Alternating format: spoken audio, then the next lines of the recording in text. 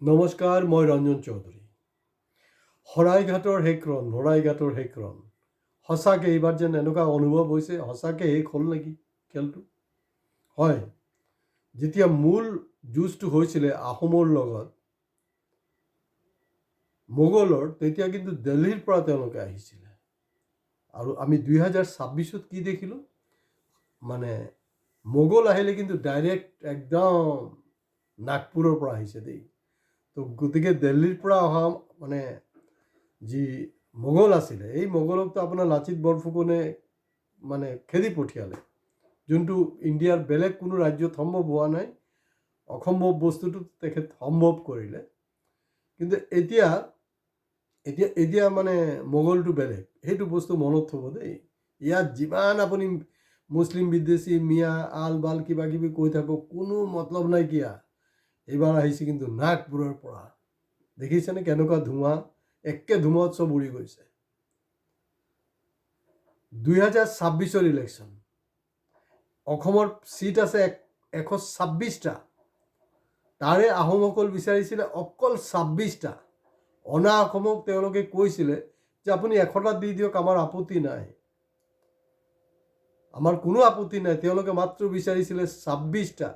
তো অসমতকৈ 26টা মানে সুযোগ্য সন্তান নাই নেকি কেণ্ডিডেট হ'বলৈ? এৰা গেৰা নথু গেৰা যাক তাক দিয়া হৈছে, চোৰ লফানগা মাৱালী বাগাৰা সিহঁতক দিয়া হৈছে। কিন্তু 26জনক কিন্তু দিয়া নাই, মাত্ৰ 6জন। তো গতিকে আপোনালোকে নিশ্চয় গম পাইছে যে এইবাৰ মোগল দিল্লী বা হেৰিৰ পৰা নহয়, ডাইৰেক্ট নাগপুৰৰ পৰা আহি আছে মানে কি আহিলেই। কাৰণ নমিনেশ্যনটো ছাবমিশ্যন হৈ গ'ল, কোন প্ৰাৰ্থী হয় কি কথা নকথা এইটো গম পায়। মানে যি বঙালী বিদ্বেষী কথা বতৰা পাত্তাই নাপালে, 13জন পাই গ'ল, বিহাৰীও পাই গ'ল, ব্ৰাহ্মণো পাইছে। এতিয়াতো ব্ৰাহ্মণ পাবই, কাৰণ আমাৰ এই জনজাতীয় ভূমিপুত্ৰ ট্ৰাইবেলকতো কেতিয়াবাই গুৰ মাৰি 21ত হটাই দিলে নহয়, ব্ৰাহ্মণ বহিছে।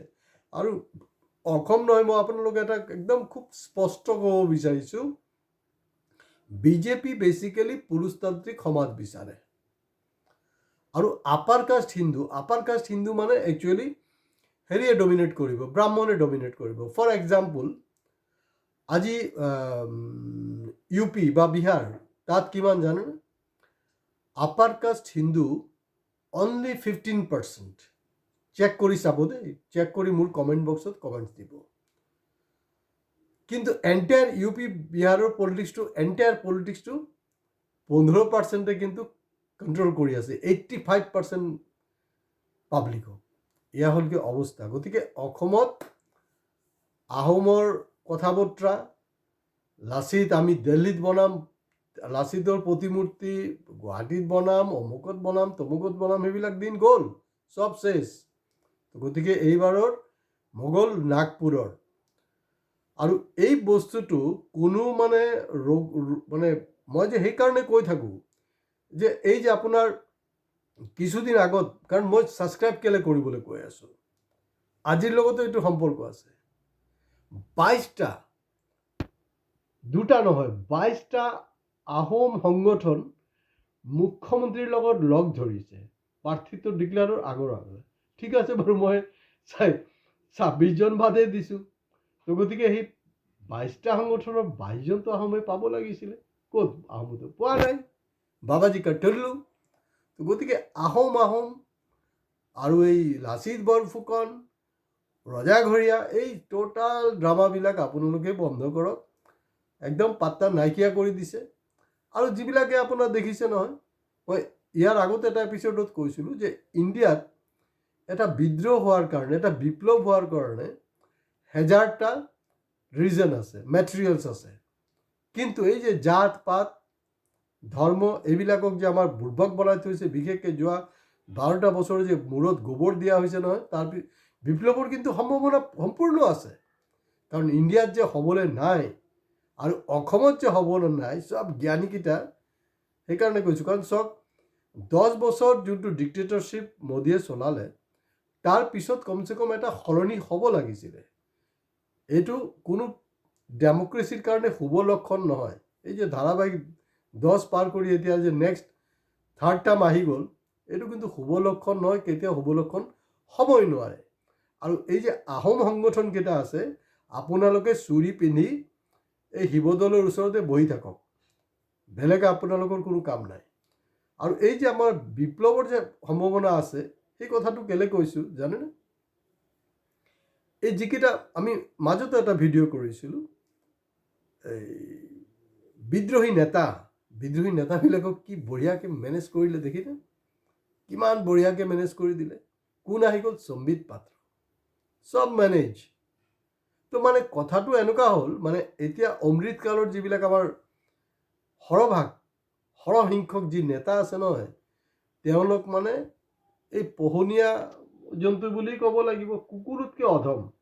কাৰণ কুকুৰৰ কি হয় জানো নাই, খুব প্ৰিয় খাদ্যটো হ'ল যে গু, পায়খানাটো ক'ৰবাত যদি পাই যায় ন, এইটো খাবলৈ খুব ভাল পায় তাহাঁতি। আমাৰ কাৰণে সেইটো যেনেকৈ চিকেন বিৰিয়ানী, মটন বিৰিয়ানী তেনেকুৱা আৰু। তো এতিয়া কথাটো হ'ল যে কুকুৰে যেতিয়া আপোনাৰ মুখত মানে হেৰি থাকে, গুখন লৈ লয় ন, লৈ লোৱাৰ পিছত কি হয়গৈ, সি ক'ৰবাত খং উঠিছে, সি কিন্তু ভকিব নোৱাৰে। কেলে ভকিব নোৱাৰে জানে? সি যদি ভকি দিয়ে তেতিয়াহ'লে মুখৰ পৰা গুটো পৰি যাব, বেলেগ কোনোবাই কুকুৰে আহি এইটো লৈ গুচি যাব। তো আমাৰবিলাক তেনেকুৱাকৈ, তো গুটো ধৰাই দিছে, এতিয়া মুখত দি দিছে। তো গতিকে তেওঁলোকৰ মুখ বন্ধ, একো কৰিব লগা নাই। আৰু যদি তেওঁলোকে বিদ্ৰোহ যদি ঘোষণা কৰিবলৈ আছিলে, কাৰণ অৰিজিনেল বিজেপিবিলাকক যে বুলডোজাৰ চলাই আছে, এইটোতো আজি নহয়, এইটো 2021 পৰা চলি আছে। তো কমচে কম এই বিদ্ৰোহটো 3 মাহ 6 মাহ আগত হ'ব লাগিছিলে, কিন্তু তেওঁলোকে সেই বিদ্ৰোহটো কৰা নাই। তো গতিকে এতিয়া আকৌ সেই বহিৰাজ্যৰ নেতা আহি আকৌ বস্তুটো এডজাষ্ট কৰিলে। তো গতিকে আপোনালোকে বেয়া নাপাব, কাৰণ মই আনপাৰ্লামেণ্টাৰী বা বেয়া শব্দ ব্যৱহাৰ কৰিবলৈ ভাল নাপাওঁ। মোৰ এইটো টাৰ্গেটো নহয় ভাইৰেল কৰাৰ কাৰণে। কিন্তু এই যে কাৰবাৰবিলাক হৈ আছে নহয়, এই কাৰবাৰবিলাক আপোনালোকে চাওক। মই যে কুকুৰৰ লগত যে ৰাজনৈতিক দলৰ নেতাৰ কম্পেয়াৰ কৰিছোঁ, এইটো কাৰেক্ট না ইনকাৰেক্ট, প্লিজ আপোনালোকে কমেণ্ট বক্সত লিখিব।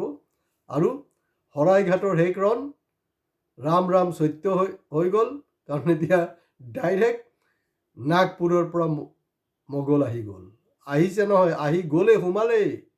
তো গতিকে বাবাজী কা ঠল্লু, আজি ইয়াতে শেষ কৰিছোঁ, বেয়া নাপাব কিছু অপশব্দ ব্যৱহাৰ কৰাৰ কাৰণে, কিন্তু উপায় নাই, পৰিস্থিতি বাধ্য কৰিছে।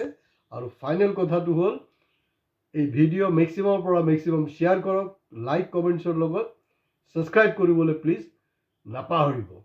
কোনো এটা জনগোষ্ঠীক লৈ এই ধৰণে কথা পাতিবলৈ অসমৰ কোনো সাংবাদিক, কোনো এংকাৰৰ হিম্মত আছে নে নাই, সেইটো আপোনালোকে দেখিব। নমস্কাৰ।